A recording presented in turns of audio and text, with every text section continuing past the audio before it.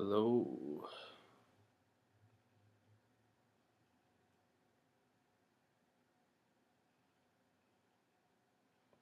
All right.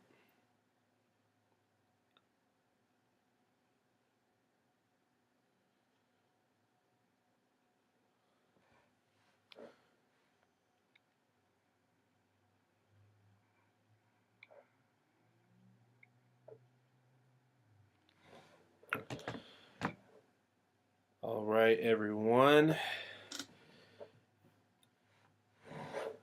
I am going live. It was a bit unplanned, but I wanted to come on here and add a little bit of value to those who follow me. I do believe I am live on LinkedIn as well. I'm actually going to check to see if anyone is on from LinkedIn.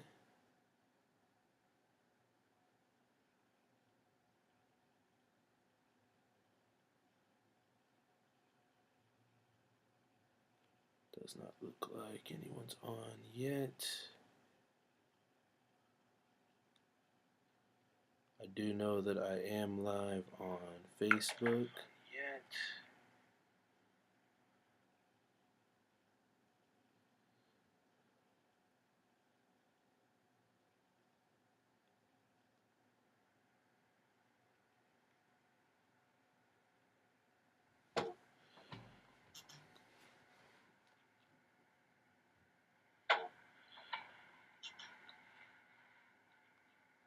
Okay.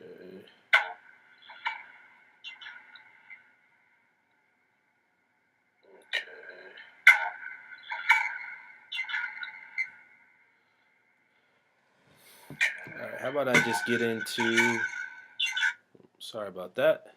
So, how about I just go ahead and get into the content that I wanted to share today and just a little bit of the reason why I'm going live and some of what I'm looking to accomplish through the series of lives. So this particular live is really geared more towards pastors than it is towards anyone else. So that's just, keep that in mind if you are wanting to engage in this. This is really geared towards pastors. And that's really the primary work that I do is with pastors.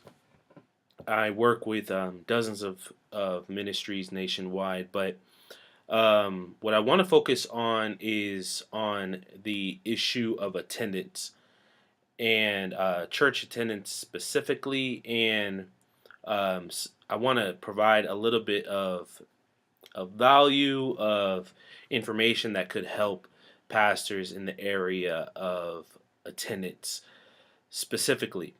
So today I plan to discuss something that many pastors are concerned about, and that is the area of attendance. According to a recent Barna study, 39% of pastors have expressed worries about church attendance, and in the next 45 minutes, I plan to show about four shifts that pastors can take that will allow them to see significant shifts inside of their attendance. So I want to help churches to maximize their church attendance, and I believe I have some strategies that can help with that. So why don't we go ahead and dive into a little bit of that? Just a little bit about myself. I am a husband, a father.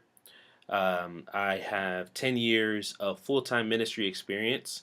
A little bit of a fun fact: I've actually personally baptized about 1,000 people over the course of my ministry. So I do have a significant ministry background. I have been a part of many ministries. I've led ministries, and I've also been a part of helping churches grow through the area of digital marketing over the past 3 to 4 years. Um, I get a lot of fulfillment out of what I do to help ministries and to help churches, and that is why I am doing these lives. That is why I'm putting together the programs that I put together, not because I believe that I am the extreme authority when it comes to church growth or church marketing.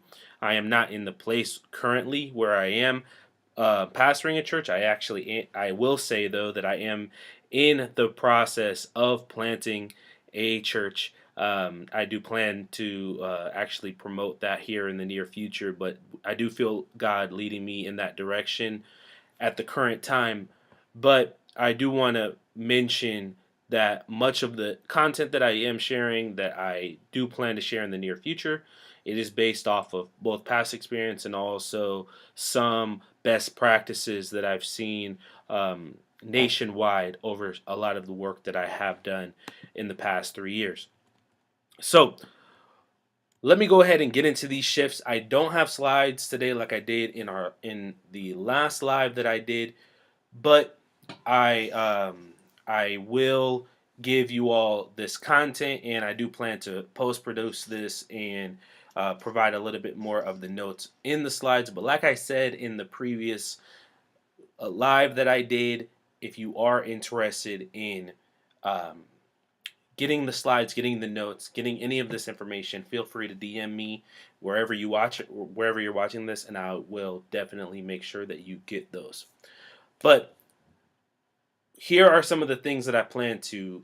Here's some of the shifts that I believe really will maximize your church's attendance in the near future, and I will have an opportunity at the end to give you all some an opportunity to work closer with me. I do have a amazing program that I am launching for this summer. I've already gotten hundreds of churches that have expressed interest in this. I am in the process of onboarding many of them, and there is a limit to the amount of churches that I will take on in this program because I do already have a pretty full slate.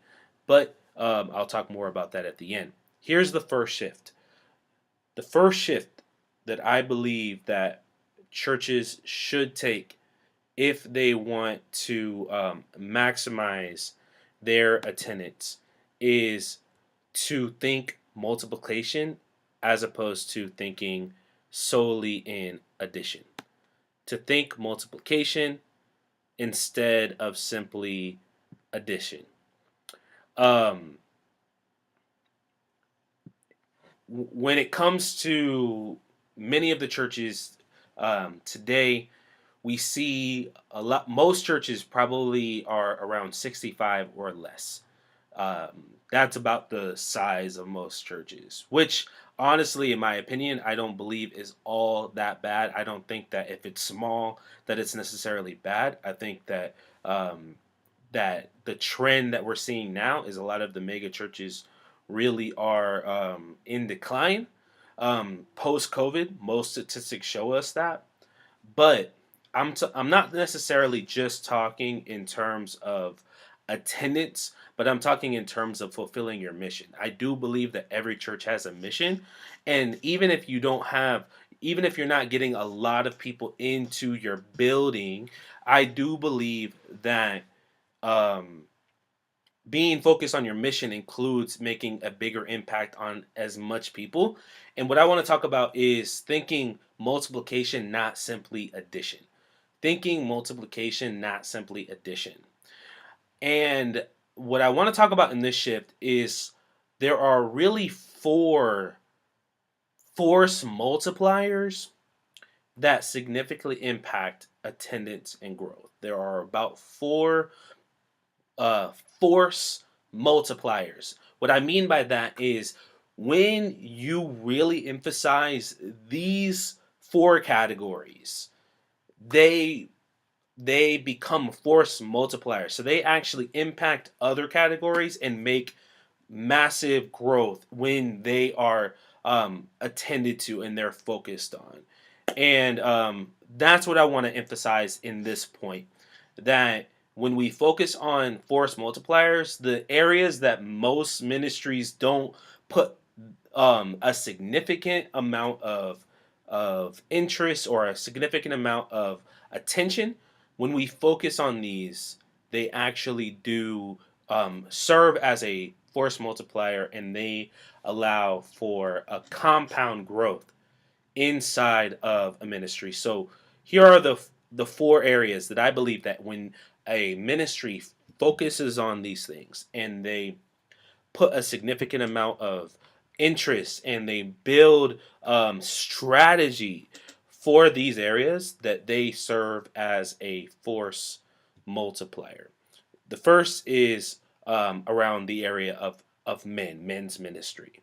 Um, there are a lot of statistics that show that when men get engaged inside of a church, they actually create a bigger impact in terms of um, the amount of people that they reach. That usually, when the man goes to church, that there is a significant amount of data that shows that the rest of their family goes to church. It's not so much the same impact when it comes to women going to church or children going to church. So that's a huge deal. And statistics show us that men don't there's not a high level of engagement or um, or success when it comes to reaching men. That is statistically proven. But um, when we do focus on them and we build a strategy to reach them, there is a lot of data that shows that there is a huge impact that will make on our ministries and our churches. So definitely focusing on men. The next category is next generation. So building a strategy around reaching and building significant impact on the next generation. There's a lot of data that shows us that when we do that, there is a huge impact in terms of the force multiplying effect that focusing on that will have on our ministries. I'm going kind of quickly here, but the next thing that has a force multiplying effect is having a digital strategy and having a digital ministry. Because when we really create a digital strategy, I'm not just talking about going live, right? I'm not just talking about, posting and, it includes that, but I'm talking a comprehensive digital strategy. When we have that and when we focus on that, we um, will allow for a significant impact in terms of the amount of people that we're able to reach, how fast we're able to reach them, and how unlimited in terms of the potential that we can have in terms of reaching them.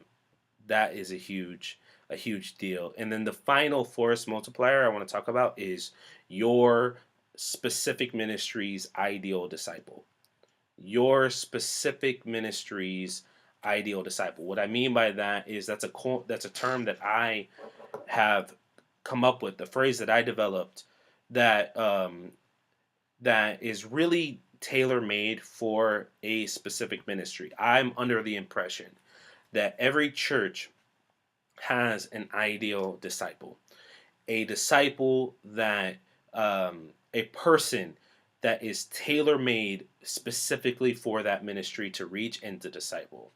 And I believe that when we focus on that person, and we build a strategy to reach them and to retain them and to disciple them, that is going to be a force multiplier and have a positive effect on the rest of our ministries. So the four force multipliers that ministries can focus on and build strategy around um, and really make a concerted effort in reaching and retaining and discipling include men, the next generation, digital ministry, and your ideal disciple. Those four areas are game changers when churches can reach them.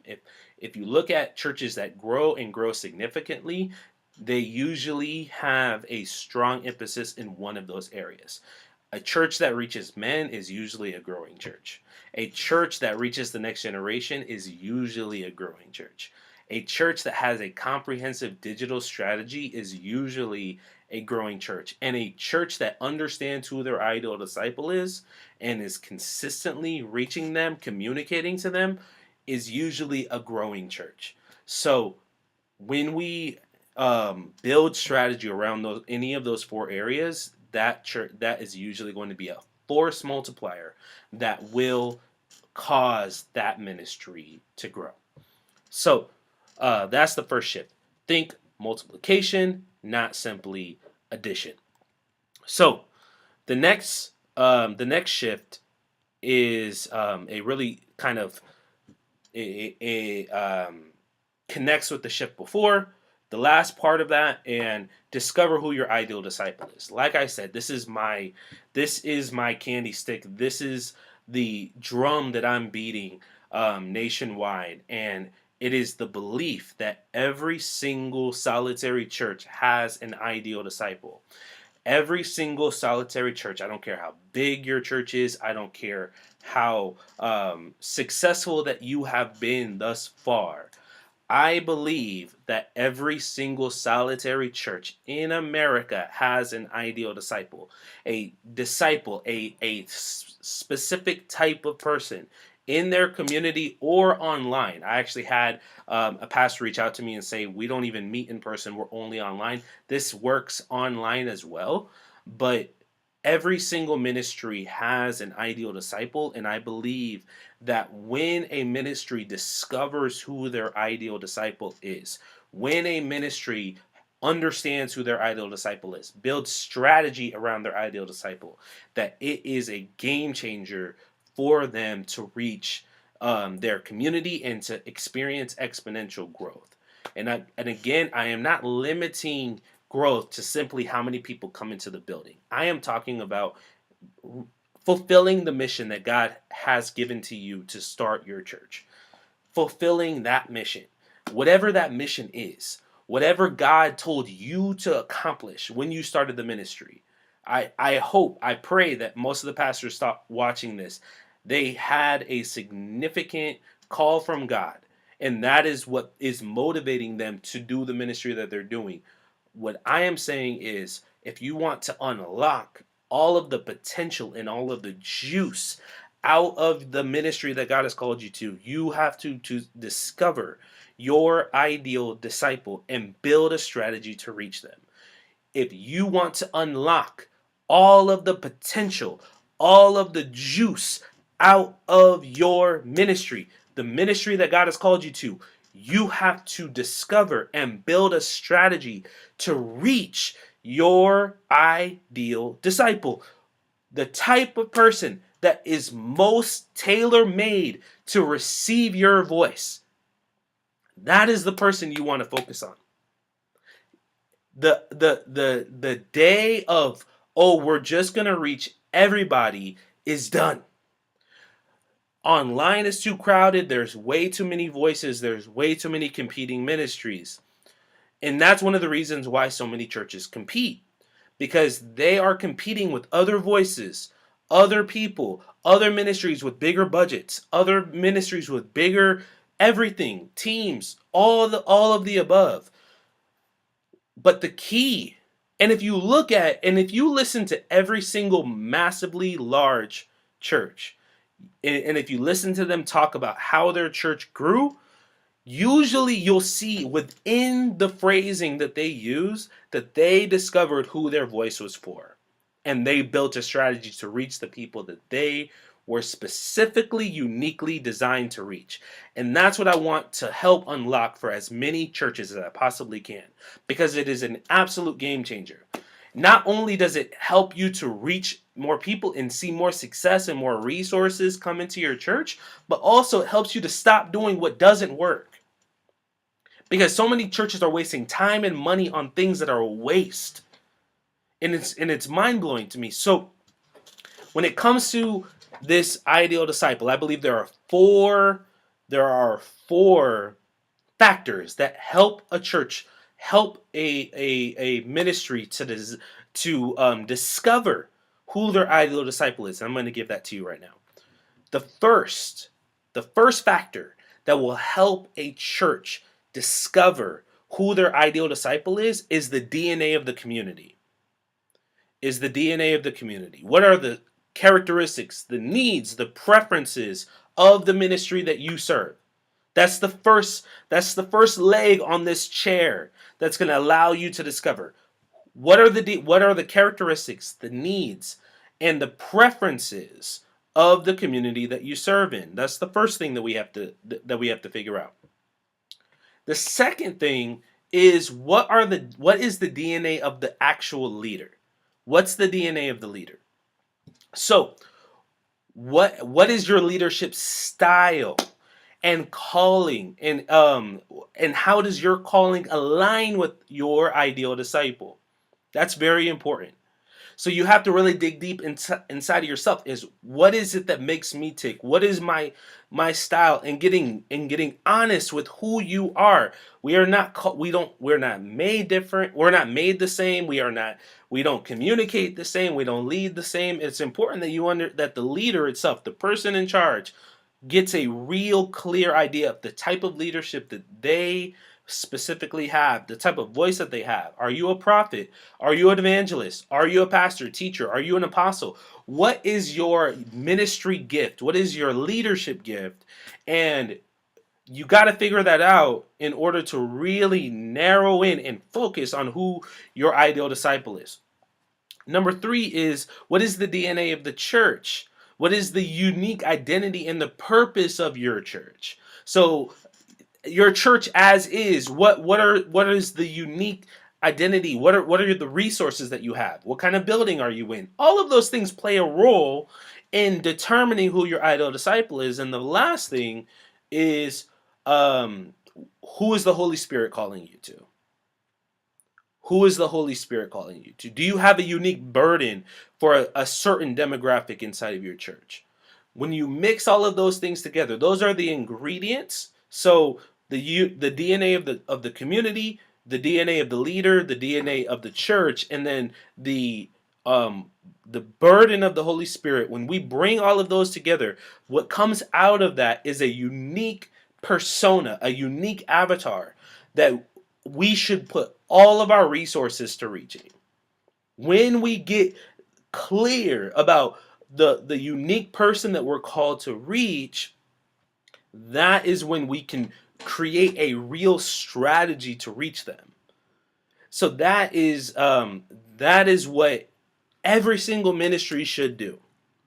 If you're not seeing success right now, if you're experiencing stagnation in terms of your church and your leadership and in your momentum, you want to get clear about who your ideal disciple is.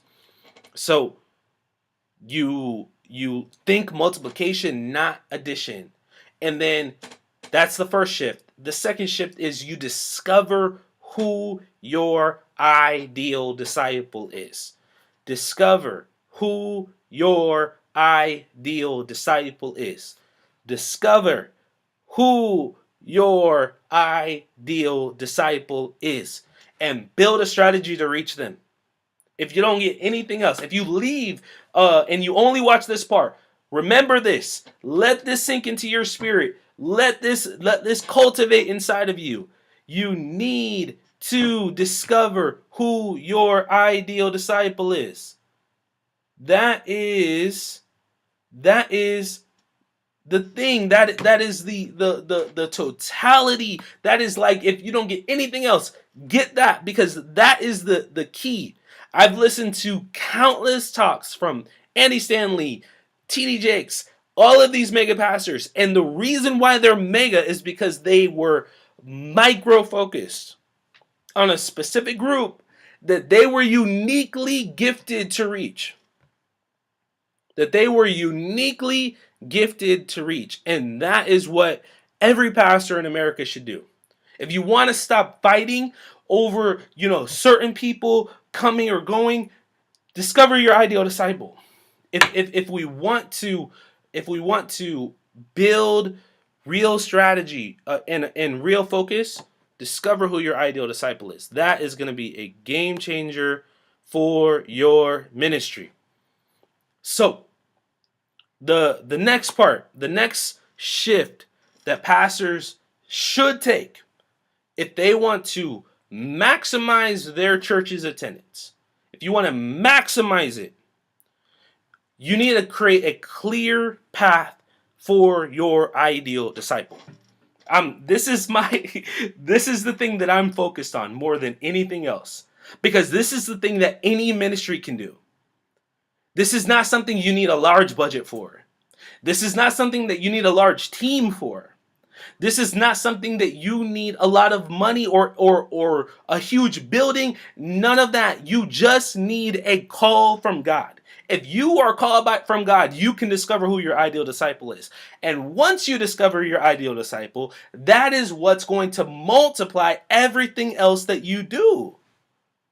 It's really that simple. It's that simple. Discover who your ideal disciple is. So what is a clear path for your ideal disciple? What do I mean by that? This is similar to what you would call a customer journey.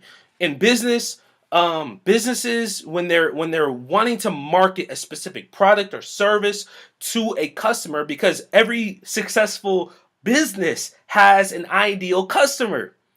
Apple has an ideal customer. Walmart has an ideal customer. All of these massive corporations, the ones that make huge dents inside of the market, they get that because they're super clear about what their product or service is for. And that's what churches need to have. They need to be very, very clear about who their service is for. And I already know the argument. Oh, we're not a business, we're a church. Okay. But look at the Bible.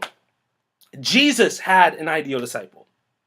He said, I am called to the lost sheep of the house of Israel. He had an ideal disciple. He had an ideal person he was called to. Paul was an apostle to the Gentiles. He was not an apostle to everyone. Peter was an apostle to the Jews. He was not an apostle to everyone. This idea that, we're called to preach the gospel to every creature. Yeah, but every creature is not going to be your disciple. Jesus said, make disciples of all nations. Who are you called to make a disciple of? That's the key. That's the thing that you have to understand. So the principle that you find in business is the same inside of ministry. And that is what we have to understand. That is the thing that we have to get a grasp on. That is the thing that we have to get laser focused on. Because if we don't, we are going to miss a huge opportunity, and we're going to continue to be stuck. We're going to continue to be small. We're going to continue not to have the impact that we really want, because you're trying to have an impact on people that you're not called to reach, that your voice is not called to. Y'all, excuse my light. But when it comes to the path, this is similar to what you would call a customer journey, but there's four components of this path. The first is awareness. The first part of this is awareness. And in the awareness path, you need to identify when your ideal disciple is most receptive to hearing about your ministry. When are they most receptive? Receptive? Are they receptive through email, Facebook, Instagram, TikTok, Twitter. Do they still use newspapers? Um, you know, are they still watching television? All of these various things. When are they the most receptive, or when are they the most aware? When are they the most receptive to hear about your ministry? You want to make sure wherever they are the most receptive that your ministry is there. Wherever they are the most receptive, your ministry needs to be there. That's the key. That's the whole idea there. So when are they the most receptive? Um, the next part is interest. And what I mean in this, so it's awareness and then it's interest. Interest is you should find ways to relate your ministry to their needs. So that's why you have to know who they are. Because instead of just creating general flyer to everybody, because you want everybody to come on, like figure out what their need is, and then say, how can I connect what I do, my ministry, whatever we do, whether it's my teaching, whether it's the type of ministries that we offer to the community, any of those things, how do I connect what I do to their need? Very important. Extremely important. Number 3 is desire. Is showing your ideal disciple how your ministry aligns with their life and purpose. Showing your ideal disciple how your ministry aligns with their life and purpose. That's a big deal. That is huge. Showing them that what you have, they need it, and their life will become better because of it. A person's life should not become worse after engaging with your ministry. It shouldn't. It should become better. If it becomes worse, that's a problem. And then finally, conversion. How do you get your ideal disciple to take action? So answering these questions, getting clear about these questions is a game changer for your attendance. If you not only know who your ideal disciple is, but you can answer those 4 questions. When are they the most receptive to hearing about your ministry? How can you relate your ministry to their needs? How do you show them that your ministry aligns with their life and purpose? And then how you can get them to take action? If you can answer those questions, you are miles ahead of most ministries when it comes to having an effective outreach strategy and plan. When you can answer those questions and get clear on them, oh my gosh, it is just insane how well your church can do in reaching your community. So figure out those questions, create a path, write it down, and then and build a real strategy. Build a real strategy, not a fake one, but a real one. One that's realistic, based on actual facts, not fiction, not just us guessing. That doesn't work. You gotta have a little bit of strategy. And the more strategy that we can have, the more effective we can be. All right, I hope this is a little bit helpful, just a little bit. But I'm gonna end with this one. The final shift is confirm the path with a secret guest, with a secret guest service. So we're already thinking multiplication, not addition. We've already discovered who our ideal disciple is, and we've created a path. But the thing about the path is there is still some, I would say, guessing involved, right? But this key, when you do it in this order, is an absolute game changer. So if you do enough research into your community, you're going to find a lot of people meet the criteria of your ideal disciple. Or else it doesn't it's not your ideal disciple, because there has to be a significant amount of people that meet that criteria in order for them to be your ideal disciple, unless you're not in the right place. Um, but if you're in the right place that God has called you to, there should be a lot of people that need your voice in that place. And if that's the case, what you want to do at this point, when you've done the work that I've talked about in the first three shifts, is that you want to confirm the path that you developed. And I'm talking about awareness, interest, desire, and conversion. When you have that path, you want to confirm it. So you want to have a real person that actually go through these various steps, so that way they can confirm the information that you developed, and you can correct any information that may or may not be true. Get somebody that's not a part of your church to basically do a test drive of all that your ministry has to offer. And I'm referring to your online presence, I'm referring to your in-person presence, I'm referring to the ministries. Get as much insight from that person that meets that criteria to give you some insight into their interpretation of your ministry. Now, the thing about this is you can't find somebody that your ministry is already connected to, whether they're in the church or not. You want to find somebody that's fresh, because the reason why that's important is because you want to find somebody that's actually going to tell you the truth. Because if they're not going to tell you the truth, then you're not going to get the answers that you need. The key with all of this is to get real confirmed data, so you can actually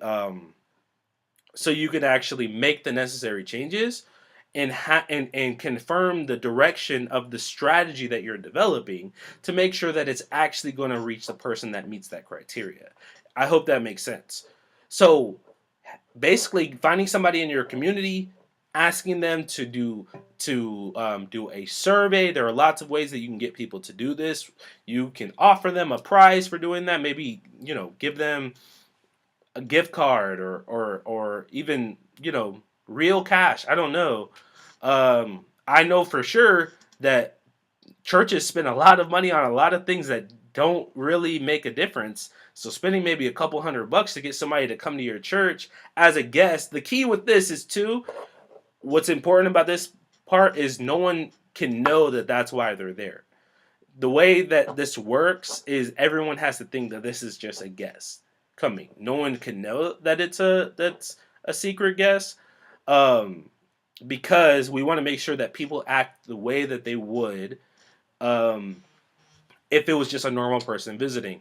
And then furthermore, I actually, and when you bring somebody to do this, I would not have a guest speaker uh, there while you're doing that. I would have a normal speaker, or I would have you speaking, so they can get insight to how you speak, all of those things. Because when you do the meeting with them afterwards, and you ask them all of these questions, and I actually have several questions that I would ask them, we want to make sure that they get as real of an experience with you as they can. And you want to make sure that they understand um, that you are looking for real answers from them, not just things that make you feel better about your church. Uh, that's a big deal, because again, all of this needs to be built off of truth, objective truth, not simply us wanting to confirm what we believe about our ministry. And I think that's part of what has made our ministry so ineffective, is because we're so afraid of constructive criticism, that we don't want to get real feedback. We just want people to tell us what we want to hear, and that's where we kind of fall off. So that's the fourth thing: confirming the data. This is going to be a long live. I just plan to come out and give some of this information, but I do want to leave, because my family's home, and I know that there's going to be a lot of noise here in a few minutes. But what I do want to share with you all to um, give you some more value or insight is about a program that I put together called the Ideal Disciple Discovery Program. The Ideal Disciple Discovery Process. And what this process is a comprehensive strategy where me and my team, we walk you through getting all of this information in a 60-day period, and develop a strategy for your ministry moving forward based off of the data that we collect. There's no program out there like this. It is extremely comprehensive. It will be a game changer for everything that you are wanting to do. And I believe that this is something that God has uniquely um, given me the insight to help as many churches as I possibly can with this information. So I will provide a link inside of this live. For anybody that asked me that wants more insight or wants more information about this, I will have a link for you to set up a meeting with me where I can explain more about the program and help you see if this is going to be a good fit for you moving forward. Um, so just wanted to share that with you, and I hope these 4 shifts are helpful with you. Again, if you want some notes on this, or you want some more insight on this, or if more people express interest and say they want a little bit more meat off of this content, maybe I'll do a part 2 to this later. I know this is a bit impromptu, but I want to really help. Um, I'm not a superstar, in the church world. I am not. I have no real clout in any way, shape, or form. But I do believe that I can help the normal pastor. Not maybe not the superstar pastor that has it all together. But if there's a pastor of maybe a smaller ministry, and they're like, you know what, I just want to do the will of God and I want help. I'm kind of stuck. I don't know what to do. This is what this program is for, and this is who I want to help. So, give me some insight. I'm actually not able to see the live. I'm actually on um, OBS, so I actually don't know, what people are saying in the comments. So hopefully it's good. I'll find out when I get off of here. Um, and maybe one day I'll figure out how to do this live stream and see the comments and be on OBS all at the same time. Still trying to figure that out. But I do appreciate everyone that did think that this was worthwhile to listen to. And I hope that maybe a few pastors and churches would consider partnering with me and my team to really take this summer. We're starting basically a cohort where we're taking on 10 ministries to help them this summer. So when the fall happens, they're ready with a real strategy to reach their community.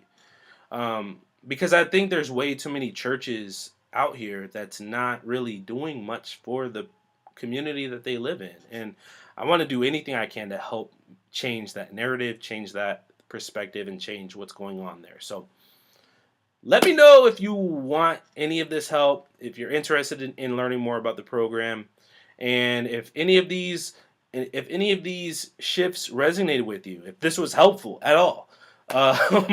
uh, if these you think could be applicable to you in your ministry, let me know in the comments, and I'll definitely be on later. You'll hear more from me. I'll be going live more, and I'll keep getting better and better at it. So let me know, and we'll grow together.